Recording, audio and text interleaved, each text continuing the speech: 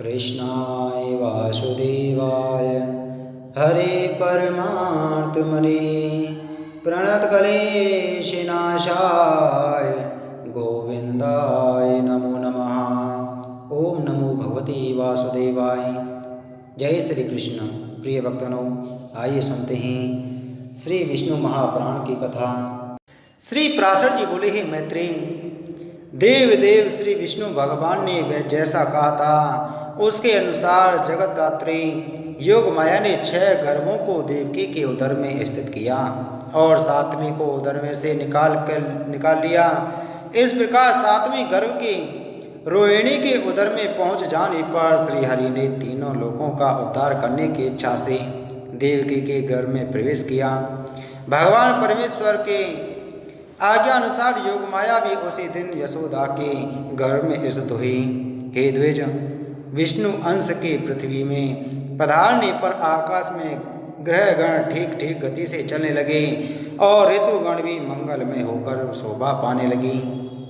उस समय अत्यंत तेज से दैदीप्यमाना देवकी जी को कोई भी देख न सकता था। उन्हें देखकर दर्शकों के चित्त थकित हो जाते थे। तब देवतागण अन्य पुरुष तथा स्त्रियों को दिखाई न देते हुए अपने शरीर में गर्भ रूप से भगवान विष्णु को धारण करने वाली देवकी जी की अहर्निश स्तुति करने लगे।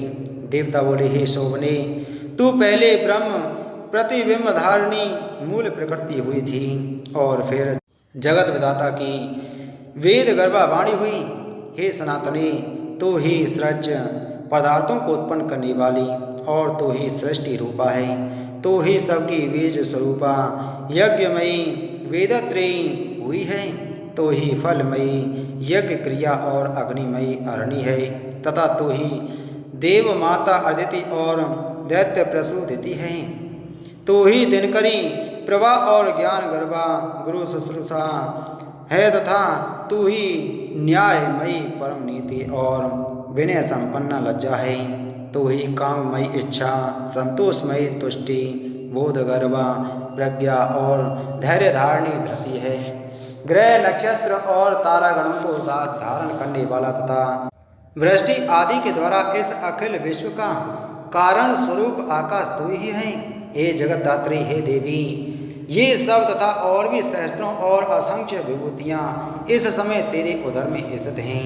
हे सुभी, समुद्र पर्वत नदी द्वीप वन और नगरों से सुशोभित तथा ग्राम खरवट और खेत आदि से संपन्न समस्त पृथ्वी, संपूर्ण अग्नि और जल तथा समस्त वायु ग्रह नक्षत्र एवं तारागणों से चित्रित तथा सैकड़ों विमानों से पूर्ण सबको अवकाश देने वाला आकाश, भूलोक, भुवरलोक, स्वर्गलोक तथा महजन तप और ब्रह्मलोक पर्यंत संपूर्ण ब्रह्मांड तथा उसके अंतर्वर्ती देव असुर गंधर्व चारण नाग यक्ष राक्षस प्रेत गुहक मनुष्य पशु और जो अन्यान्य जीव हैं, हे यशस्विनी, वे सभी अपने अंतर्गत होने के कारण जो श्री अनंत सर्वगामी और सर्वभावन हैं तथा जिनके रूप कर्म स्वभाव तथा बालत्व महत्व आदि समस्त परिमाण परिच्छेद विचार के विषय नहीं हो सकते, वे ही श्री विष्णु भगवान तेरे गर्भ में स्थित हैं। तो ही स्वाहा स्वदा विद्या सुधा और आकाश स्थिता ज्योति है। संपूर्ण लोकों की रक्षा के लिए ही तूने पृथ्वी में अवतार लिया है। हे देवी, तू प्रसन्न हो। हे सुवे, तू संपूर्ण जगत का कल्याण कर। जिसने इस संपूर्ण जगत को धारण किया है उस प्रभु को तू प्रीति पूर्वक अपने गर्भ में धारण कर। श्री पराशर जी बोले, ही मैत्रेय, देवताओं से इस प्रकार स्तुति की जाती हुई देवकी जी ने संसार की रक्षा के कारण भगवान पुंडरीकाक्ष को गर्भ में धारण किया। तदंतर संपूर्ण संसार रूप कमल को विकसित करने के लिए देव की रूप पूर्व संध्या में महात्मा अच्युत रूप सूर्य देव का आविर्भाव हुआ। चंद्रमा की चांदनी के समान भगवान का जन्मदिन संपूर्ण जगत को आह्लादित करने वाला हुआ और उस दिन सभी दिशाएं अत्यंत निर्मल हो गईं। श्री जनार्दन के जन्म लेने पर संत जनों को परम संतोष हुआ। प्रचंड वायु शांत हो गया तथा नदियाँ अत्यंत स्वच्छ हो गईं। समुद्रगण अपने घोष से मनोहर बाजे बजाने लगे, गंधर्वराज गान करने लगे और अप्सराएं नाचने लगीं। श्री जनार्दन के प्रकट होने पर आकाशगामी देवगण पृथ्वी पर पुष्प बरसाने लगे तथा शांत हुए यज्ञ अग्नि फिर प्रज्वलित हो गई। हे द्विज, अर्धरात्रि के समय सर्वाधार भगवान जनार्दन के आविर्भूत होने पर पुष्प वर्षा करते हुए मेघगण मंद मंद गर्जना करने लगे। उन्हें खिले हुए कमल दल की सी आभा वाले चतुर्भुज और वक्ष स्थल में श्रीवत्स चिन्ह सहित उत्पन्न हुए देख आनकतुम्बी वसुदेव जी स्तुति करने लगी। हे द्विजोत्तम महामती वसुदेव जी ने प्रसाद युक्त वचनों से भगवान की स्तुति कर कंस से भयभीत रहने के कारण इस प्रकार निवेदन किया। वसुदेव जी बोले, हे देव देवेश्वर, यद्यपि आप साक्षात परमेश्वर प्रकट हुए हैं, तथापि हे देव मुझ पर कृपा करके अब अपने इस संग चक्र गदाधारी दिव्य रूप का उपसंहार कीजिए। हे देव, यह पता लगते ही कि आप मेरे इस ग्रह में अवतीर्ण हुए हैं, कंस इसी समय मेरा सर्वनाश कर देगा। देवकी जी बोली, जो अनंत रूप और अखिल विश्व स्वरूप हैं, जो गर्भ में स्थित होकर भी अपने शरीर से संपूर्ण लोगों को धारण करते हैं तथा जिन्होंने अपनी माया से ही बाल रूप धारण किया है, वे देव हम पर प्रसन्न हों। हे सर्वात्मन, आप अपने इस चतुर्भुज रूप का उपसंहार कीजिए। भगवान, यह सार राक्षस के अंश से उत्पन्न कंस आपके इस अवतार का वृतांत ना जानने पावे। श्री भगवान बोले, हे देवी, पूर्व जन्म में तूने जो पुत्र की कामना से मुझसे पुत्र रूप से उत्पन्न होने के लिए प्रार्थना की थी, आज मैंने तेरे गर्भ से जन्म लिया है, इससे तेरी वह कामना पूर्ण हो गई। श्री पराशर जी बोले, हे मुनि श्रेष्ठ, ऐसा कहकर भगवान मौन हो गए तथा वसुदेव जी भी उन्हें उस रात्रि में ही लेकर बाहर निकले। वसुदेव जी के बाहर जाते समय कारागृह रक्षक और मथुरा के द्वारपाल योगनिद्रा के प्रभाव से अचेत हो गए। उस रात्रि के समय वर्षा करते हुए मेघों की जल राशि को अपने फनों से रोककर श्री शेष जी आनकतुम्बी के पीछे पीछे चले। भगवान विष्णु को ले जाते हुए वसुदेव जी नाना प्रकार के सैकड़ों भंवरों से भरी हुई अत्यंत गंभीर यमुना जी को घुटनों तक रखकर ही पार कर गए। उन्होंने वहां यमुना जी के तट पर ही कंस को कर देने के लिए आए हुए नंद आदि वृद्ध गोपों को भी देखा। हे मैत्रेय, इसी समय योगनिद्रा के प्रभाव से सब मनुष्यों के मोहित हो जाने पर मोहित हुई यशोदा ने भी उसी कन्या को जन्म दिया। तब अतिशय कांतिमान वसुदेव जी भी उस बालक को सुलाकर और कन्या को लेकर तुरंत यशोदा के शयन गृह से चले आए। जब यशोदा के जागने पर देखा कि उसके एक नील कमल दल के समान श्याम वर्ण पुत्र उत्पन्न हुआ है, तो उसे अत्यंत प्रसन्नता हुई। इधर वसुदेव जी ने कन्या को ले जाकर अपने महल में देवकी के शयन गृह में सुला दिया और पूर्ववत स्थित हो गई। हे द्विज, तदंतर बालक के रोने का शब्द सुनकर कारागृह रक्षक सहसा उठ खड़े हुए और देवकी के संतान उत्पन्न होने का वृतांत कंस को सुना दिया। यह सुनते ही कंस ने तुरंत जाकर देवकी के रूंधे हुए कंठ से छोड़ छोड़ ऐसा कहकर रोकने पर भी उस बालिका को पकड़ लिया और उसे एक शिला पर पटक दिया। उसके पटकते ही वह आकाश में स्थित हो गई और उसने शस्त्र युक्त एक महान अष्टभुज रूप धारण कर लिया। तब उसने ऊंचे स्वर से अट्टहास किया और कंस से रोषपूर्वक कहा, अरे कंस, मुझे पटकने से तेरा क्या प्रयोजन सिद्ध हुआ? जो तेरा वध करेगा उसने तो पहले ही जन्म ले लिया है। देवताओं के सर्वस्व वे हरि ही तुम्हारे काल न रूप पूर्व जन्म में भी काल थे, अतः ऐसा जानकर तो शीघ्र ही अपने हित का उपाय कर। ऐसा कहे वह दिव्य माला और चंदन आदि से विभूषित तथा सिद्धगण द्वारा स्तुति की जाती हुई देवी भोजराज कंस के देखते देखते आकाश मार्ग से चली गई। श्री पराशर जी बोले, तब कंस ने खिन्न चित्त से प्रलम्ब और केसी आदि समस्त मुख्य असुरों को बुलाकर कहा। कंस बोला, हे प्रलम्ब, हे महाबाहु केशनी, हे धैनुक, हे पूतनी तथा हे अरिष्ट आदि अन्य असुरगण, मेरा वचन सुनो। यह बात प्रसिद्ध हो रही है कि दुरात्मा देवताओं ने मेरे मारने के लिए कोई यत्न किया है, किंतु मैं वीर पुरुष अपने वीर से सताए हुए इन लोगों को कुछ भी नहीं गिनता हूँ। अल्पवीर इंद्र, अकेले घूमने वाले महादेव अथवा क्षेत्र, असावधानी का समय ढूंढकर दैत्यों का वध करने वाले विष्णु से उनका क्या कार्य सिद्ध हो सकता है। मेरे बाहुबल से दलित आदित्यों, अल्पवीर वसुगणों, अग्नियों अथवा अन्य समस्त देवताओं से भी मेरा क्या अनिष्ट हो सकता है।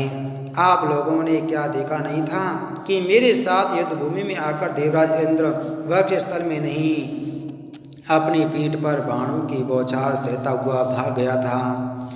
जिस समय इंद्र ने मेरे राज्य में वर्षा का होना बंद कर दिया था, उस समय क्या मेघों ने मेरे बाणों से विंध कर ही यथेष्ट जल नहीं बरसाया। हमारे गुरु ससुर जरासंध को छोड़कर क्या पृथ्वी के और सभी नृपतिगण मेरे बाहुबल से भयभीत होकर मेरे सामने सिर नहीं झुकाते। हे दैत्य श्रेष्ठगण, देवताओं के प्रति मेरे चित्त में अवज्ञा होती है, और हे वीरगण, उन्हें अपने मेरे वध का यत्न करते देखकर तो मुझे हंसी आती है। तथापि हे दैत्येंद्र, उन दुष्ट और दुरात्माओं के उपकार के लिए मुझे और भी अधिक प्रयत्न करना चाहिए। अतः पृथ्वी में जो कोई यशस्वी और यज्ञ करता हो, उनका देवताओं के उपकार के लिए सर्वथा वध कर देना चाहिए। देवकी के गर्भ से उत्पन्न हुई बालिका ने यह भी कहा है कि वह मेरा भूतपूर्व प्रथम जन्म का काल निश्चित ही उत्पन्न हो चुका है। अतः आज तक पृथ्वी पर उत्पन्न हुए बालकों के विषय में विशेष सावधानी रखनी चाहिए, और जिस बालक ने विशेष बल का उद्रेक हो उसे यत्नपूर्वक मार डालना चाहिए। असुरों को इस प्रकार आज्ञा दे कंस ने कारागृह में जाकर तुरंत ही वसुदेव और देवकी को बंधन से मुक्त कर दिया। कंस बोला, मैंने अब तक आप दोनों के बालकों की जो वृथा ही हत्या की, मेरा नाश करने के लिए तो कोई और ही बालक उत्पन्न हो गया है, परंतु आप लोग इसका कुछ दुख ना माने, क्योंकि उन बालकों की होनहार ऐसी ही थी। उन लोगों के प्रारब्ध दोष से ही उन बालकों को अपने जीवन से हाथ धोना पड़ा है। श्री पराशर जी बोले, हे द्विज श्रेष्ठ, उन्हें इस प्रकार ढाढ़स बंधा और बंधन से मुक्त कर कंस ने संकित चित्त से अपने अंतःपुर में प्रवेश किया। श्री पराशर जी बोले, बंदी गृह से छूटते ही वसुदेव जी नंद जी के झगड़े के पास गए तो उन्हें इस समाचार से अत्यंत प्रसन्न देखा कि मेरे पुत्र का जन्म हुआ है। तब वसुदेव जी ने भी उनसे आदरपूर्वक कहा, अब वृद्धावस्था में भी आपने पुत्र का मुख देख लिया, यह बड़े ही सौभाग्य की बात है। आप लोग जिस लिए यहाँ आए थे वह राजा का सारा वार्षिक कर दे ही चुके हैं। यहाँ धनवान पुरुषों को और अधिक न ठहरना चाहिए। आप लोग जिस लिए यहाँ आए थे वह कार्य पूरा हो चुका, अब और अधिक किस लिए ठहरे हुए हैं। यहाँ देर तक ठहरना ठीक नहीं है। अतः हे नंद जी, आप लोग शीघ्र ही अपने गोकुल को जाइए। वहाँ पर रोहिणी से उत्पन्न हुआ जो मेरा पुत्र है, उसकी भी आप उसी तरह रक्षा कीजिएगा जैसे अपने इस बालक की। वसुदेव जी के ऐसा कहने पर नंद आदि महाबलवान गोपगण झगड़ों में रखकर लाए हुए भांडों से कर चुकाकर चले गए। उनके गोकुल में रहते समय बालघातनी पूतना ने रात्रि के समय सोए हुए कृष्ण को गोद में लेकर उनके मुख में अपना स्तन दे दिया। रात्रि के समय पूतना जिस बालक के मुख में अपना स्तन देती थी उसका शरीर तत्काल नष्ट हो जाता था। कृष्णचंद्र ने क्रोधपूर्वक उसके स्तन को अपने हाथों से खूब दबाकर पकड़ लिया और उसे उसके प्राणों के सहित पीने लगे। तब स्नायु बंधनों के शिथिल हो जाने से पूतना घोर शब्द करती हुई मरते समय महाभयंकर रूप धारण कर पृथ्वी पर गिर पड़ी। उसके घोर नाद को सुनकर भयभीत हुए ब्रजवासी गण जाग उठे और देखा कि कृष्ण पूतना की गोद में है और वह मारी गई है। हे द्विजोत्तम, तब भयभीता यशोदा ने कृष्ण को गोद में लेकर उन्हें गौ की पूंछ से झाड़कर बालक का ग्रह दोष निवारण किया। नंद गोप ने भी आगे के वाक्य कहकर विधि पूर्वक रक्षा करते हुए कृष्ण के मस्तक पर गोबर का चूर्ण लगाया। नंद गोप बोले, जिनकी नाभि से प्रकट हुए कमल से संपूर्ण जगत उत्पन्न हुआ है, वे संपूर्ण भूतों के आदि स्थान श्री हरि तेरी रक्षा करें। जिनकी डाढ़ों के अग्रभाग पर पृथ्वी स्थापित होकर भूमि संपूर्ण जगत को धारण करती है, वे वराह रूपधारी श्री केशव तेरी रक्षा करें। जिन विभु ने अपने नखाग्रों से शत्रु के वक्षस्थल को वितीर्ण कर दिया था, वे नरसिंह रूपी जनार्दन तेरी सर्वत्र रक्षा करें। जिन्होंने क्षण मात्र में सशस्त्र त्रिविक्रम रूप धारण करके अपने 3 पगों से त्रिलोकी को नाप लिया था, वे वामन भगवान तेरी सर्वदा रक्षा करें। गोविंद तेरे सिर के केशव, कंठ की, विष्णु गए स्थान और जठर की तथा जनार्दन जंगा और चरणों की रक्षा करें। तेरे मुख, बाहु, प्रबाहु, मन और संपूर्ण इंद्रियों के अखंड ऐश्वर्य से संपन्न अविनाशी श्री नारायण रक्षा करें। तेरे अनिष्ट करने वाले जो प्रेत, कुष्मांड और राक्षस हों, वे संग, धनुष, चक्र और गदा धारण करने वाले विष्णु भगवान की शंख ध्वनि से नष्ट हो जाएं। भगवान वैकुंठ दिशाओं में, मधुसूदन विदिशाओं में, कोनों में, ऋषिकेश आकाश में तथा पृथ्वी को धारण करने वाले श्री शेष जी पृथ्वी पर तेरी रक्षा करें। श्री पराशर जी बोले, इस प्रकार स्वस्ति वाचन कर नंद गोप ने बालक कृष्ण को छकड़े के नीचे रखकर खटोले पर सुला दिया। मरी हुई पूतना के महान कलेवर को देखकर उन सभी गोपों को अत्यंत भय और विस्मय हुआ। श्री पराशर जी बोले, एक दिन छकड़े के नीचे सोए हुए मधुसूदन ने दूध के लिए रोते रोते ऊपर को लात मारी। उनकी लात लगते ही वह छकड़ा लुट गया। उसमें रखे हुए कम और भांड आदि फूट गए और वह उल्टा जा पड़ा। हे द्विज, उस समय हाहाकार मच गया। समस्त गोप गोपीगण वहां आ पहुंचे और उस बालक को उतान सोए हुए देखा। तब गोपगण पूछने लगे कि इस छकड़े को किसने उलट दिया? किसने उलट दिया? तो वहां पर खेलते हुए बालकों ने कहा, इस कृष्ण ने ही गिराया है। हमने अपनी आंखों से देखा है कि रोते रोते इसकी लात लगने से ही यह छकड़ा गिरकर उलट गया है। यह और किसी का काम नहीं है। यह सुनकर गोपगणों के चित्त में अत्यंत विस्मय हुआ तथा नंद गोप ने अत्यंत चकित होकर बालक को उठा लिया। फिर यशोदा ने भी छकड़े में रखे हुए फूटे भांडों के टुकड़ों की और उस छकड़े की दही, पुष्प, अक्षत और फल आदि से पूजा की। इसी प्रकार वसुदेव जी के कहने से गर्गाचार्य ने गोपों से छिपे छिपे गोकुल में आकर उन दोनों बालकों के द्विजोचित संस्कार किए। उन दोनों के नामकरण संस्कार करते हुए महामती गर्ग जी ने बड़े का नाम राम और छोटे का कृष्ण बतलाया। हे विप्र, वे दोनों बालक थोड़े ही दिनों में गौओं के गोष्ठ में रेंगते रेंगते हाथ और घुटनों के बल चलने वाले हो गए। गोबर और राग भरे शरीर से इधर उधर घूमते हुए उन बालकों को यशोदा और रोहिणी रोक नहीं सकती थीं। कभी वे गौओं के घोष में खेलते और कभी बछड़ों के मध्य में चले जाते तथा कभी उसी दिन जन्मे हुए बछड़ों की पूंछ पकड़कर खींचने लगते।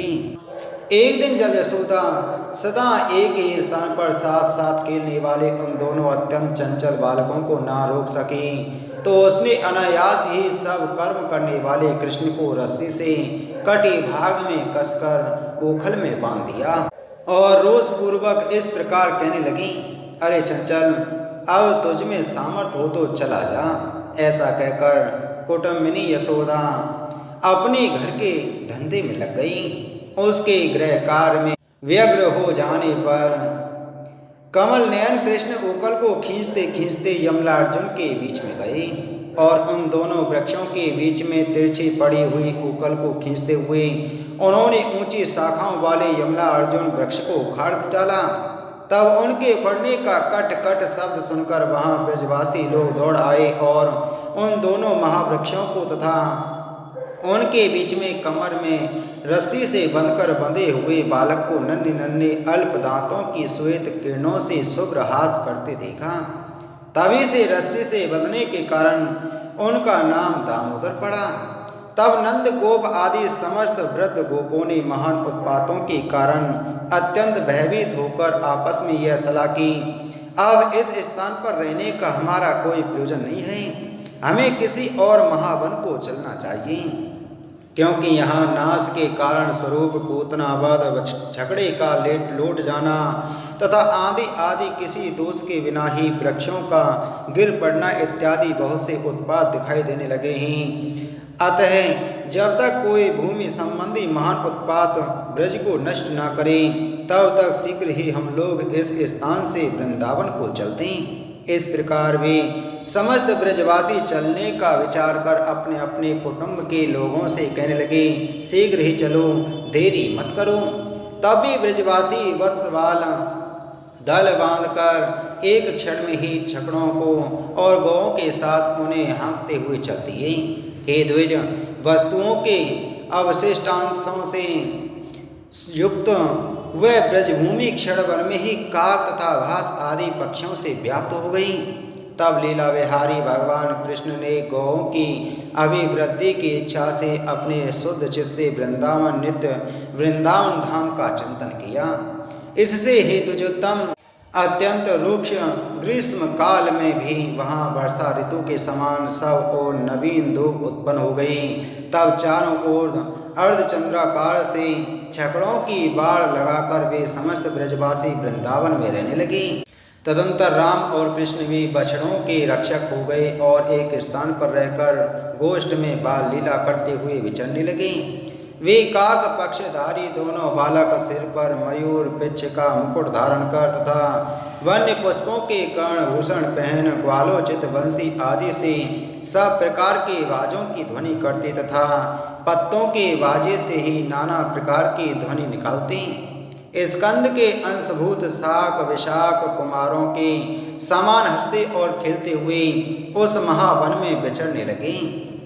कभी एक दूसरे को अपनी पीठ पर ले जाते तथा कभी अन्य ग्वाल वालों के साथ खेलते हुए भी झगड़ों को चराते साथ साथ घूमते रहते।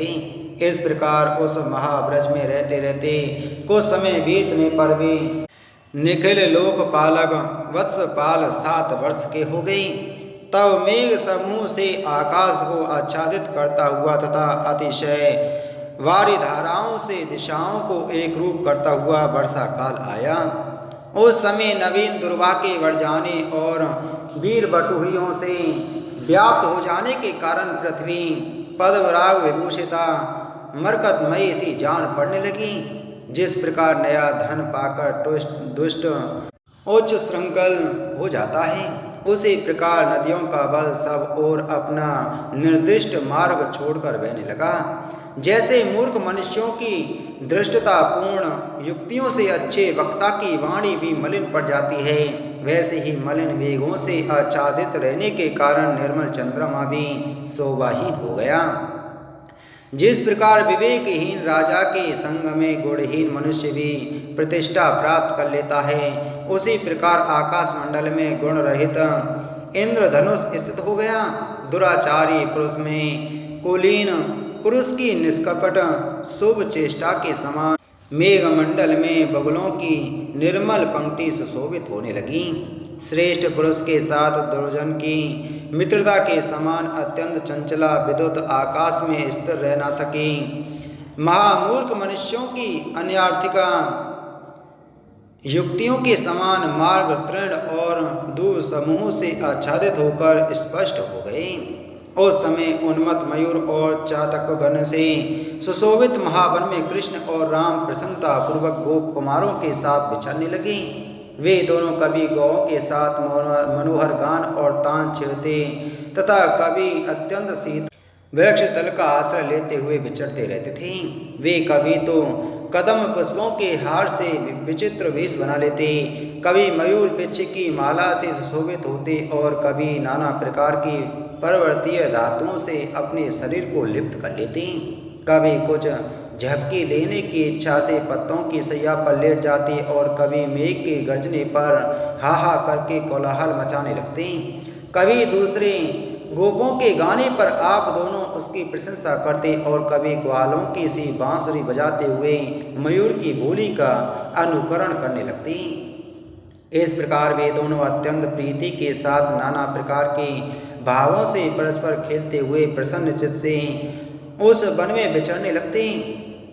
सायंकाल के समय वे महाबली बालक वन में यथा योग्य विहार करने के अनंतर गौ और ग्वाल बालों के साथ ब्रज में लौट आते थे। इस तरह अपने समवयक गोपगणों के साथ देवताओं के समान क्रीड़ा करते हुए वे महातेजस्वी राम और कृष्ण वहां रहने लगे। श्री पराशर जी बोले, एक दिन राम को बिना साथ लिए कृष्ण अकेले ही वृंदावन को गए और वहां वन्य पुष्पों की मालाओं से विभूषित हो गोपगण से घिरे हुए बिछड़ने लगे। घूमते घूमते वे चंचल तरंगों से शोभित यमुना के तट पर जा पहुँचे, जो किनारों पर फहन के इकट्ठे हो जाने से मानो सब ओर से हंस रही थी। यमुना जी में उन्होंने विषाग्नि से संतप्त ज्वाला जल वाला कालिया नाग का महाभयंकर कुंड देखा। उसकी विषाग्नि के प्रसार से किनारों के वृक्ष जल गए थे और वायु के थपेड़ों से उछलते हुए जल कणों का स्पर्श होने से पक्षीगण दग्ध हो जाते थे। मृत्यु के ऊपर मुख के समान उस महाभयंकर कुंड को देखकर भगवान मधुसूदन ने विचार किया, इसमें दुष्टात्मा कालिया नाग रहता है, जिसका विष ही शस्त्र है और जो दुष्ट मुझ अर्थात मेरी विभूति गरुण से पराजित हो समुद्र को छोड़कर भाग आया है। इसने इस समुद्रगामिनी संपूर्ण यमुना को दूषित कर दिया है। अब इसका जल प्यासे मनुष्यों और गौओं के भी काम में नहीं आता है।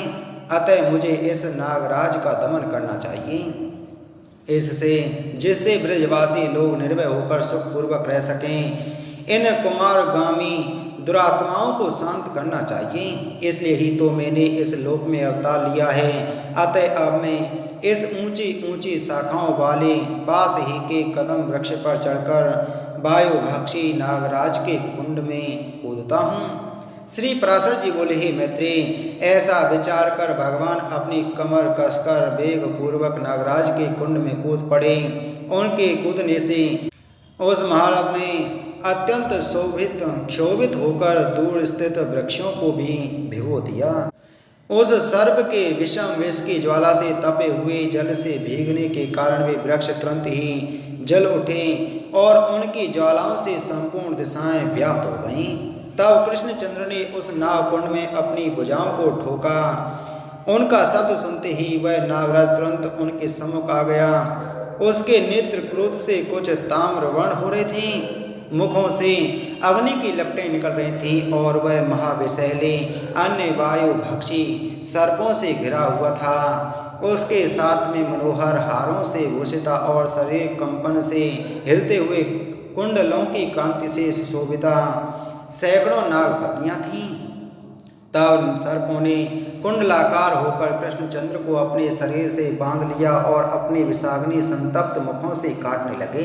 तदंतर गोपगण कृष्णचंद्र को नागकुंड में गिरा हुआ और सर्पों से फनों से पीड़ित होता देख ब्रज में चले आए और शोक से व्याकुल होकर रोने लगे। गोपगण बोले, आओ आओ, देखो यह कृष्ण काली दह में डूबकर मूर्छित हो गया है। देखो इसे नागराज खाया जाता है। ब्रजपात के समान उनके इन अमंगल वाक्यों को सुनकर गोपगण और यशोदा आदि गोपियां तुरंत ही कालीदह पर दौड़ आईं। हाय हाय, वे कृष्ण कहाँ गए? इस प्रकार अत्यंत व्याकुलता पूर्वक रोती हुई गोपियां यशोदा के साथ शीघ्रता से गिरती पड़ती चलीं।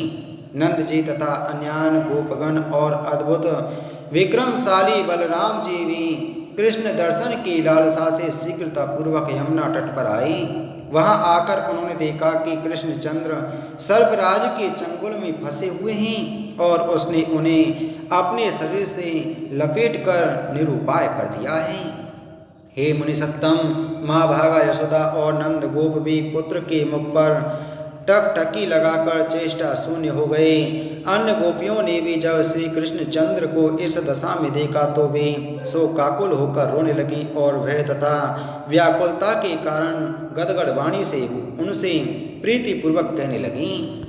गोपियाँ बोली, अब हम सब भी यशोदा के साथ इस सर्पराज के महाकुंड में ही डूबी जाती हैं। अब हमें ब्रज में जाना उचित नहीं है। सूर्य के बिना दिन कैसा, चंद्रमा के बिना रात्रि कैसी, सांड के बिना गौएं क्या, ऐसे ही कृष्ण के बिना ब्रज में भी क्या रखा है। कृष्ण के बिना साथ लिए अब हम गोकुल नहीं जाएंगे, क्योंकि इसके बिना हम जलहीन सरोवर के समान अत्यंत अभ्यव और असेव्य हैं। जहाँ नील कमल दल की सी आभा वाले वे श्याम सुंदर हरि नहीं हैं, उस मात्र मंद्र से भी प्रीति होना अत्यंत आश्चर्य ही है। हरि खिले हुए कमल दल के सदृश कांत युक्त नेत्रों वाले श्री हरि को देखे बिना अत्यंत दीन हुई तुम किस प्रकार ब्रज में रह सकोगी। जिन्होंने अपनी अत्यंत मनोहर बोली से हमारे संपूर्ण मनोरथों को अपने वशीभूत कर लिया है, उन कमल नयन कृष्णचंद्र के बिना हम नंद जी के गोकुल को नहीं जाएंगी। अरे गोपियों, देखो सर्पराज के फन से आवृत होकर श्री कृष्णचंद्र का मुख हमें देखकर मधुर मुस्कान से सुशोभित हो रहा है। श्री पराशर जी बोले, गोपियों के ऐसे वचन सुनकर तथा त्रास विह्वल चकित नेत्र गोपों को पुत्र के मुख पर दृष्टि लगाए अत्यंत दीन नंद जी को और मूर्छा कुल यशोदा को देखकर महाबली गोप रोहिणी नंदन बलराम जी ने अपने संकेत में श्री कृष्ण जी से कहा, हे देव देवेश्वर, क्या आप अपने को अनंत नहीं जानते?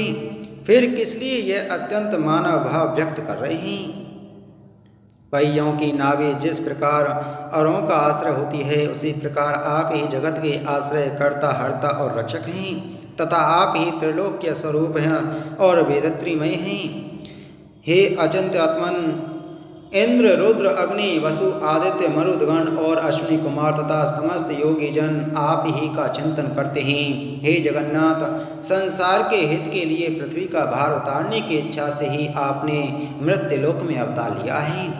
आपका अग्रज में ही आप ही का अंश हूँ। हे भगवान, आपके मनुष्य लीला करने पर ये गोप वेशधारी समस्त गोपगण भी आपकी लीलाओं का अनुकरण करते हुए आप ही के साथ रहते हैं। हे शाश्वत, पहले अपने विहारार्थ देवांगनाओं को गोपी रूप से गोकुल में अवतीर्ण कर पीछे आपने अवतार लिया है। हे कृष्ण, यहाँ अवतीर्ण होने पर हम दोनों के तो ये गोप और गोपियाँ ही बांधव हैं। फिर अपने इन दुखी बांधवों की आप क्यों उपेक्षा करते हैं? हे कृष्ण, यह मनुष्य भाव और बाल चापल्य तो आप बहुत दिखा चुके, अब तो शीघ्र ही इस दुष्टात्मा का जिसके शस्त्र दांत ही हैं दमन कीजिए। श्री पराशर जी बोले, इस प्रकार स्मरण कराए जाने पर मधुर मुस्कान से अपने ओष्ठ संपुट को खोलते हुए श्री कृष्णचंद्र ने उछलकर अपने शरीर को सर्प के बंधन से छुड़ा लिया और फिर अपने दोनों हाथों से उसका बीच का फन झुकाकर उस नतमस्तक सर्प के ऊपर चढ़कर बड़े वेग से नाचने लगे। कृष्णचंद्र के चरणों की धमक से उसके प्राण मुख में आ गए। वह अपने जिस मस्तक को उठाता उसी पर कूदकर भगवान उसे झुका देते। श्री कृष्णचंद्र की भ्रांति भ्रम रेचक तथा दंडपात नाम की नित्य संबंधनी गतियों के ताड़न से वह महासर्प मूर्छित हो गया और उसने बहुत सा रुधिर वमन किया। इस प्रकार उसके सिर और ग्रीवाओं को झुके हुए तथा मुखों से रुधिर बहता देख उसकी पत्नियां करुणा से भरकर श्री कृष्णचंद्र के पास आईं। नाग पत्नियां बोली, हे देव देवेश्वर, हमने आपको पहचान लिया। आप सर्वज्ञ और सर्वश्रेष्ठ हैं, जो अचिंत्य और परम ज्योति हैं। आप उसी के अंश परमेश्वर हैं, जिन स्वयंभू और व्यापक प्रभु की स्तुति करने में देवगण भी समर्थ नहीं हैं। उन्हीं आपके स्वरूप का हम स्त्रियां किस प्रकार वर्णन कर सकती हैं। पृथ्वी आकाश जल अग्नि और वायु स्वरूप यह संपूर्ण ब्रह्मांड जिनका छोटे से छोटा अंश है, उसकी स्तुति हम किस प्रकार कर सकेंगे। योगी जन जिनके नित्य स्वरूप को यत्न करने पर भी नहीं जान पाते तथा जो परमार्थ रूप अणु से भी अणु और स्थूल से भी स्थूल है, उसे हम नमस्कार करते हैं। जिनके जन्म में विधाता और अंत में काल हेतु नहीं है तथा जिनका स्थिति करता भी कोई अन्य नहीं है, उन्हें सर्वदा नमस्कार करती हैं। इस कालिया नाग के दमन में आपको थोड़ा सा भी क्रोध नहीं है, केवल लोक रक्षा ही इसका हेतु है। अतः हमारा निवेदन सुनिए। हे क्षमाशीलों में श्रेष्ठ, साधु पुरुषों को स्त्रियों तथा मूढ़ और दीन जंतुओं पर सदा ही कृपा करनी चाहिए। अतः आप इस दीन का अपराध क्षमा कीजिए। प्रभु, आप संपूर्ण संसार के अधिष्ठान हैं और यह सर्प तो आपकी अपेक्षा अत्यंत बलहीन है। आपके चरणों से पीड़ित होकर तो यह आधे मुहूर्त में ही अपने प्राण छोड़ देगा। हे अव्यय, प्रीति समान से और द्वेष उत्कृष्ट से देखे जाते हैं।